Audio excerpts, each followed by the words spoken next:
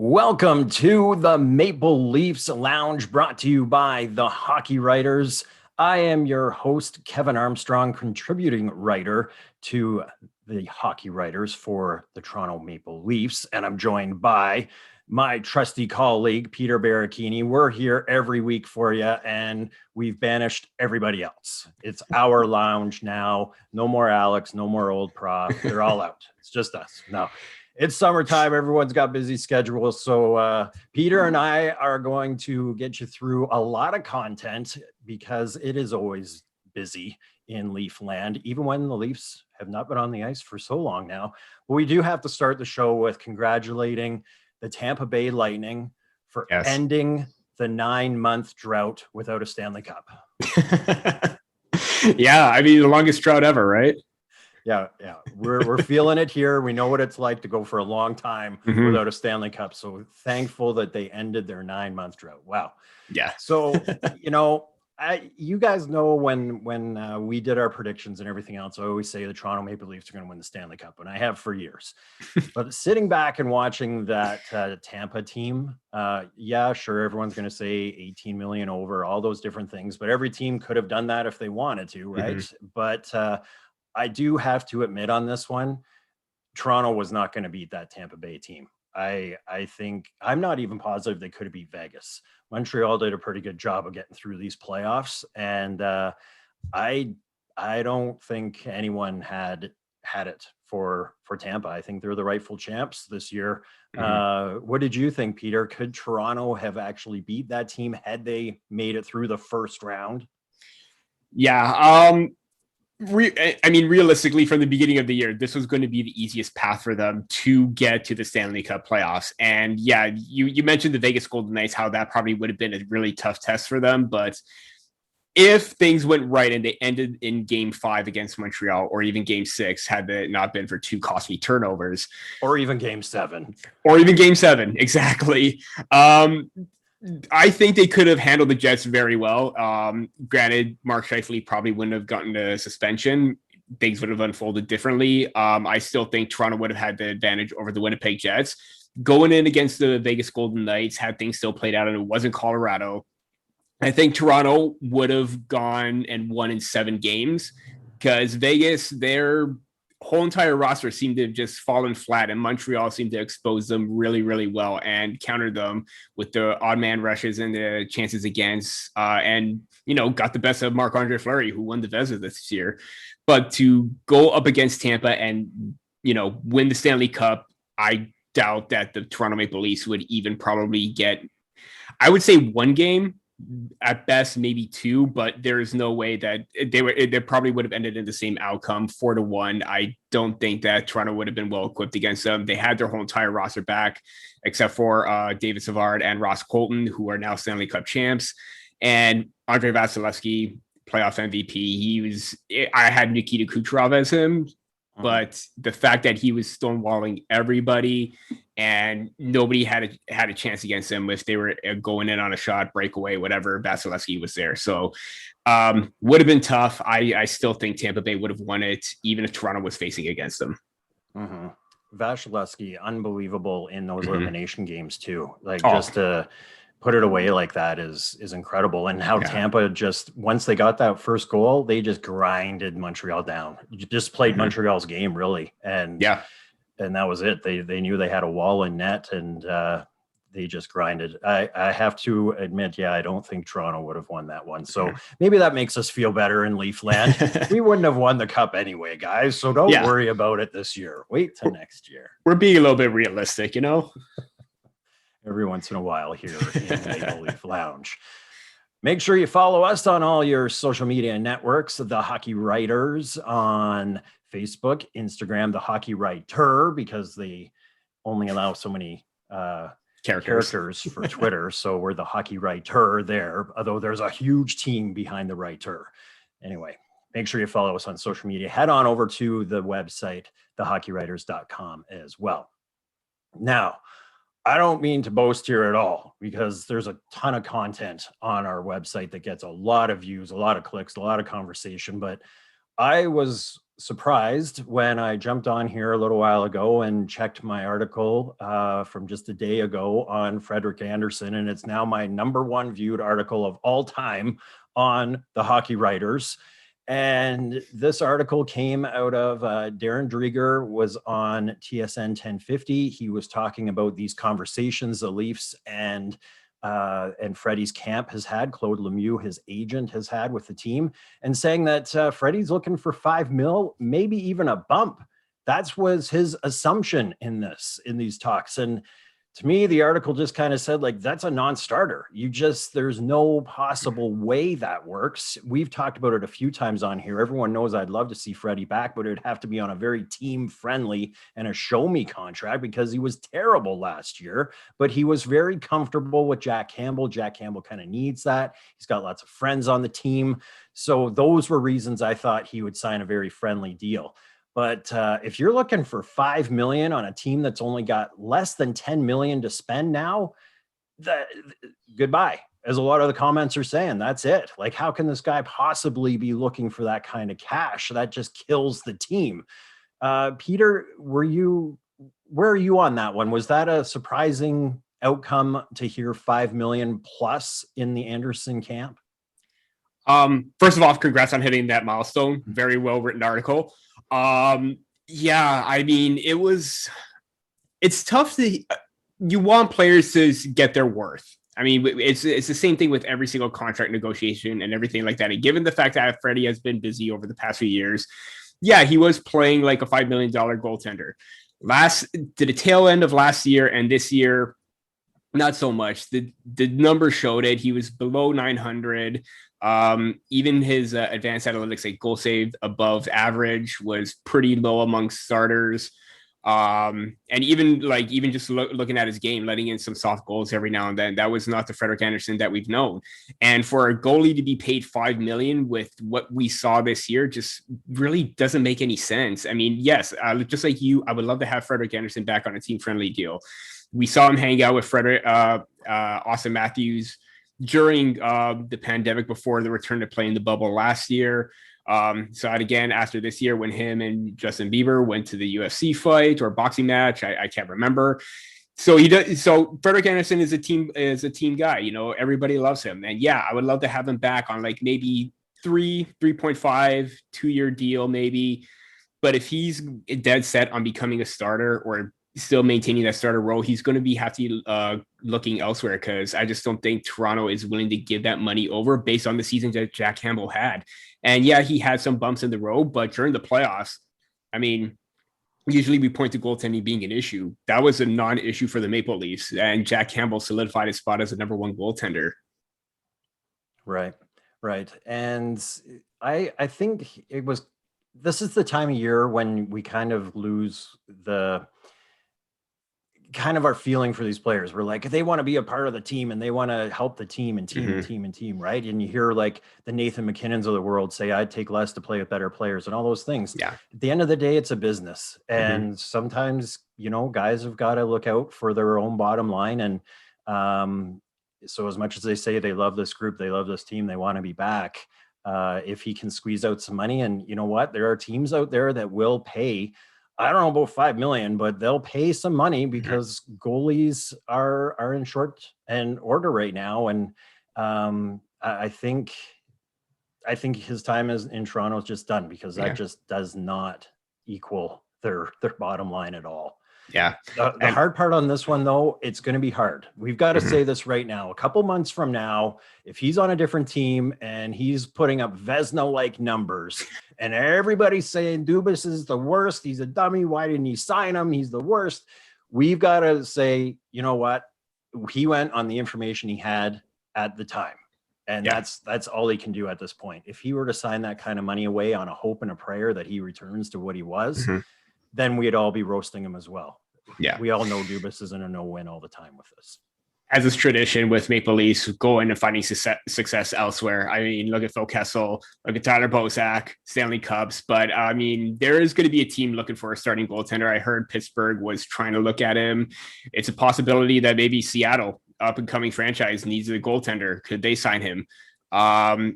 He's going to have a lot of suitors coming at him, given the fact that maybe they're going to bank on the fact that he can get back to his first 3 years, but it's going to be tough. It really is.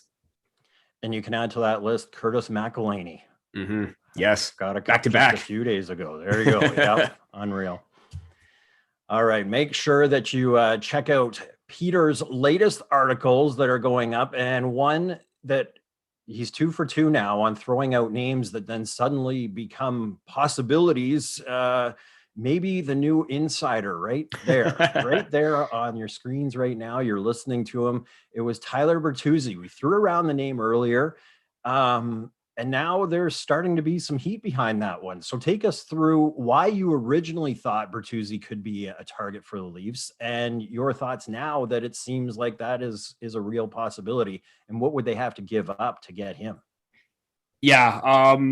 I'm going to start off with the second question, what they have to give up. I really don't know. When I wrote my article about Morgan Rielly as a possible destination for a trade, I picked Detroit mainly because they're weak on the left-hand side.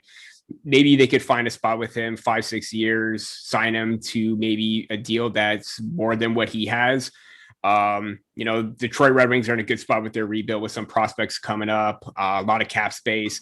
And Tyler Bertuzzi is a player that, it fits the Maple Leafs direction of where they want to go, to be more tough and competitive and still have that, offensive touch. Seeing Elliot Friedman with his comment on the 31 Thoughts, his written article, that the fact that they've had talks with them and have called them even before the deadline, and I had no idea about that. That was just, mind blowing, considering the fact that I just threw out his name as, a potential target, try and get him.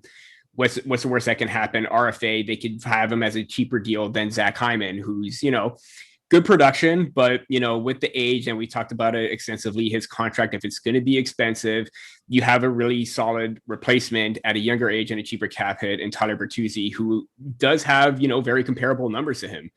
And that was the main reason why. And he has that edge, that grit, that, truculence that Brian Burke talked about in the past that can, help the Maple Leafs be a massive contender and get through tough moments like they did against the Montreal Canadiens, possibly put up a fight against the Tampa Bay Lightning in the playoffs. Yeah, and when you look at what they've thrown out for that killer instinct, that grinder, that guy that you just think is going to leave it all out there on the ice, Bertuzzi's always looked like that to me, and it definitely fits that mold of what they would be looking for. Definitely. Right. So that one's going to take some finagling. Do you still think that's a deal with Rielly and some draft picks? How would you play that one right now?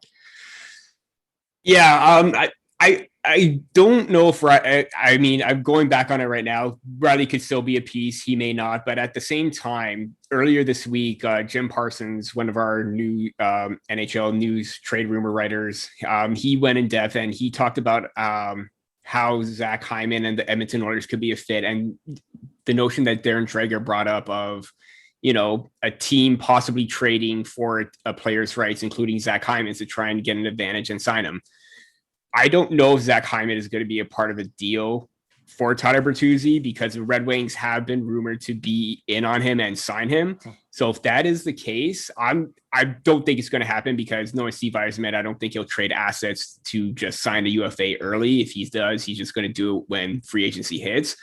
But it is an interesting scenario. Will Toronto or will Detroit, both teams, come to agreement where it is going to be trading for signing rights, because Bertuzzi's going to need a new contract, Hyman's going to need a new contract, and Detroit will be ahead of the competition. It's always interesting in the NHL, but especially on the team that we get to cover. Everyone's favorite team to love and hate, the Toronto Maple Leafs. This is the Hockey Writers. Thanks so much for joining us. If you're liking what you're hearing, what you're seeing, make sure you like and subscribe this YouTube channel, and also on your favorite podcast networks where we can be found there under the Hockey Writers tab. Next up is we get to play general manager. We get to play that we walk into a room and Kyle Dubas and his team is sitting there and they say, Peter Baracchini, find us a player. You got to do the pitch. So Peter, who is the free agent target? Why do you say this guy needs to come to the team. How do you fit him into the budget? And you've got 1 minute to pitch your case to Dubas and the boys. My pitch is going to be recent Stanley Cup champion, well, two-time Stanley Cup champion, Blake Coleman. Mainly because of the fact that, he is going to be, he's on an expiring contract. I believe it's at 1.8. You could try and probably get him around that same price range if he's going to be on that third line kind of type of player like he was. And, the Gord, Goudreau, and Coleman line was by far the best line of the Stanley Cup playoffs, scoring some really key goals and setting up some really great plays.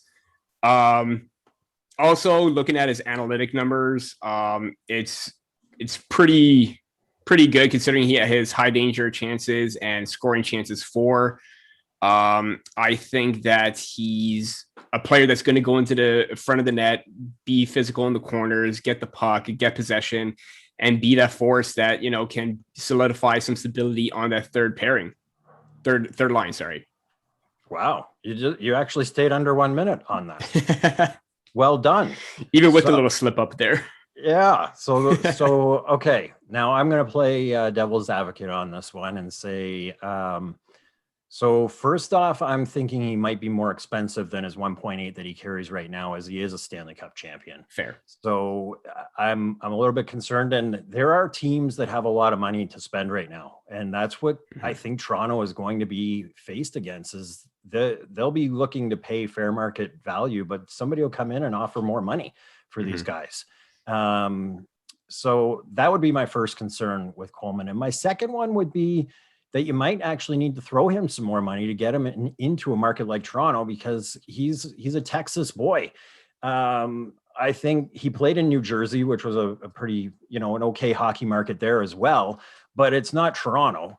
And, Tampa's not Toronto either. We've seen how vicious the Toronto crowd can be. The Toronto fans can be to their own. And I'm thinking Coleman, he's a Texas boy. That means all his buddies are football guys, and he knew all the pressure that went on those football guys every Friday night. So he's been playing a hockey in the Lone Star State that doesn't get a whole lot of attention, and maybe he likes doing that. So maybe that would be another hard reason to get him for his play, for his analytics, for everything that you're saying. Absolutely sign him, but I think it would be difficult. Definitely. Yeah. And there was some talks that maybe he does go back home, considering that he is a Texas guy. And that's fair. We've seen it time and time again where players want to go home. They feel comfortable with that. But you mentioned the fact that Toronto can try and needs to fork over some money. If they're looking at maybe 2.3, 2.5 as an increase for Blake Coleman, I think that's fair price. And if it's over 2-3 years, why not sign him? But at the same time, yeah, like you said, if it fits in, great. If not, how they're going to manage their budget right now with just under 10 million, I think 9.3 left, it's going to be a challenge. But we've seen time and time again how they're able to get things under the cap. All right. There's a free agent target number 1 brought to you by Peter Baracchini. How long have you been writing for the Hockey Writers? This is probably going to be I'm losing track. My second year right now. Oh, wow. Okay. Yeah. Great. And he's hit the nail on the head more than once. So Kyle Dubas is always listening. He's got a direct line to Peter, and that's free agent target number 1. Have him on standby right now. So if you do, I'm going to walk into the office now, and I'm going to start my timer. Hello there, Mr. Dubas and Mr. Pridham. Oh, hi, it's Brendan Shanahan. Okay, hi, guys. I am going to pitch Jamie Oleksiak. And the reason is I wish you had got him at the trade deadline, but obviously Dallas slept in that day and didn't realize it was a deadline because they didn't do anything. And Oleksiak has now just walked free agent. The guy is huge. He's 6'7". He's 255 pounds. When you look at the big dudes in the NHL, Shara is 6'9", 250, and Hedman is 6'6" and 241. He's bigger than Victor Hedman, and we know what Hedman can do. When you look at his numbers, even the big numbers that you, Mr. Dubas, like to look at, those analytics, they're at the elite level for a defenseman. And when you look also at how he would compare to Toronto and what they've got right now, He's averaging well over 20 minutes of ice time. He landed 148 hits. Jake Muzzin led all Maple Leafs with 101. So he's definitely throwing that big body around. Oleksiak also blocked 88 shots. TJ Brody led the Leafs with 84 shots. So he could jump right in and really help an already improving defensive core, but even make it that much better. I might be out of time, but I'm going to pitch some more because his awesome sister is like a Canadian icon, Canadian hero in lots of our books. She rocked it at the 2016 Olympics. She has a record for the 100-meter freestyle. She was named what's the Lou Marsh Trophy for Canada's top athlete. I want her in the building. I want her telling these guys what it's like to win, how to win, get that killer instinct, all those things. I'm signing Jamie. I'm signing Penny to come along with them and help these Toronto Maple Leafs out. And also one really cool thing, I know I'm very much over time, but Dougie Hamilton and Oleksiak went to high school together. And there's those rumors about Dougie Hamilton. Can you imagine a reunion like that? I'm sorry for going over time, but I think it's worth it. Now, what do you think of that, Peter? I'm sure they won't mind you going over the time limit. I mean, that was very detailed. I think you sold it perfectly. But at the same time, yeah, Jamie Oleksiak fits, would kind of solidify that, bottom pairing kind of role, maybe even slip into the top four. Granted, he has a left-hand shot. If he is comfortable going to be playing on the right-hand side, you're going to have a really solid tandem of possibly Muzzin and Oleksiak if that does happen. And yeah, given the fact that he is pretty mobile for his size, a giant, can rip the puck from the point, big body. You mentioned his physicality. It's something that they need. And we saw that with Zach Bogosian last year. So he's going to be that Zach Bogosian kind of player, getting into lanes, blocking the shots, being on the PK. Maybe power play time, I don't know. It's going to be very minimal, maybe not so much. But at the same time, I think it's a very good signing and, something that maybe that they really should consider. Now, I think the only problem with this, and since we don't have Alex here, I can play Alex's role because he always finds something wrong with my pitches. It might be that Oleksiak deal would come because other things have happened, like Morgan Riley has been traded, like Justin Hall got picked up by Seattle. Those types of things would maybe have to happen ahead of a move like that, because as you said, Oleksiak would be possibly in the bottom pairing. I think he's looking for more of the top four pairing, that type of thing. He wants to be out there for those types of, and also when you look at the money, 2.14 this year, I don't know. I think he's worth more. I think it was a great deal that he had. So I don't know where the money lines up, but again, that would have to come with you've lost somebody on defense that he's replacing. Definitely, yeah. And even the possibility, if we don't know Travis Dermott's future, considering that he did sign a recent contract, and it's up in the air whether he is going to be exposed in the expansion draft or not. There's no concrete detail about that. And if he does get moved after, there's another defenseman that you got to fill in the lineup as well. So let's say Riley does get moved and TJ Brody moves to the left-hand side and it's Dougie Hamilton, Muzzin, maybe Timothy Liljegren, and then you have Rasmus Sandin and Jamie Oleksiak as your third pairing, or they could interchange between the two. Again, you're still going to have that logjam on the left-hand side. If he is comfortable playing that right side, it probably would work in his favor, because if he is on his off wing or offside, get ready for that one-timer, because that puck's going to go flying at the net with the power that he has. Mm-hmm. And he's not even a scoring threat, but he's just a beast that you got to respect the shot, right? Yeah. And maybe that would actually work against the Leafs, because we know they don't like going in front of the net. So you don't want to scare them away with that big shot. That might have to change. So as always on the show, we wrap it up with some fun, and we do our social media wrap up. And although social media can be vicious, as well documented, we find the fun stuff. And Peter has set the bar very high on this, because he told me 24 hours ago, that's how long I've had to wait, that he has a candidate for tweet of the year. Tweet of the year. So I can't wait anymore. Peter, give us your social media wrap. Don't know about tweet of the year, but because I'm a big, comic nerd, Marvel Cinematic Universe kind of guy, Sarah Jenkins, who is the digital studio producer for CBC Sports and CBC Olympics, tweeted out a bunch of pictures with Chris Evans, who plays Captain America himself, my favorite Avenger, in a Toronto Maple Leafs cap. So that to me right there with my favorite Avenger, my favorite hockey team, confirmed Chris Evans, Captain America, is a Toronto Maple Leafs fan. Mic drop. Wow. I was not expecting that. No kidding. Now that you're saying that, and I'm looking at my screen here, there's a bit of a resemblance. Is that what's going on? Is this Captain America I'm talking to right now? With me? Yeah. Oh, you got the flow and everything. That is a very good comparison. I'm going to take that very heavily because at the same time, I've never been compared to someone like him. So I'm going to take that. Thanks. There you go. See what happens when it's just you and me. It's just you and me in the lounge. So just some funny things we got to throw out. This was low hanging fruit, but the Nikita Kucherov presser and all the memes and the vines and everything else that's going along with that. It's been pretty awesome to watch that.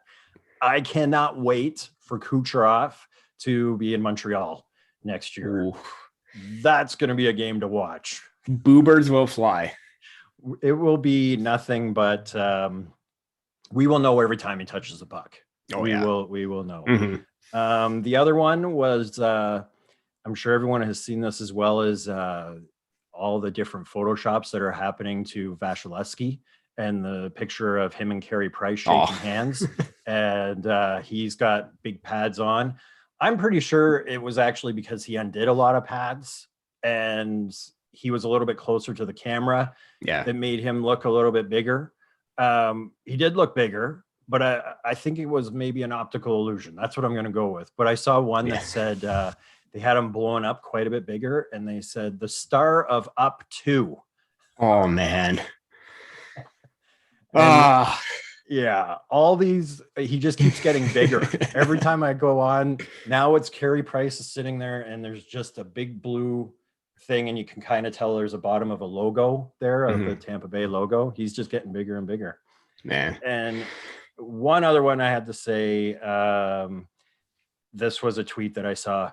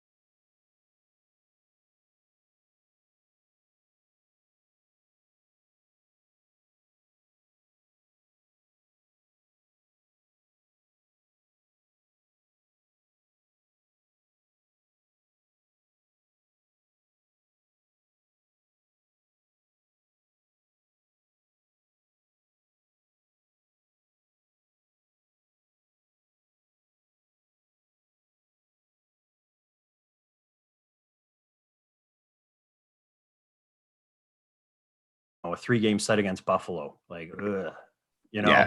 So we'll take it. We can't wait. It's time to pad the stats, though. Yeah, for sure. Well, Austin will win the Rocket again. You heard it here first. Okay. I agree. We always agree. See, even the lounge is too nice. We got to get it more vicious, I think. We're just going to start disagreeing for the sake of disagreeing. You don't look like Chris Evans, Peter. You don't. Then Austin Matthews is not going to win the Rocket. Okay. We'll wrap it up there. It's always lots to talk about, so make sure you return to the Leaf Lounge next week to see how these predictions went. Does somebody named Bertuzzi come over? We'll see how things work out. It's going to be a lot of fun. So thank you so much for joining us on the Maple Leaf Lounge, brought to you by the Hockey Writers. Make sure you check out our articles on thehockeywriters.com under the Toronto Maple Leafs little drop-down tab, and like and follow us as well. We will see you next week. Have a great week, everyone.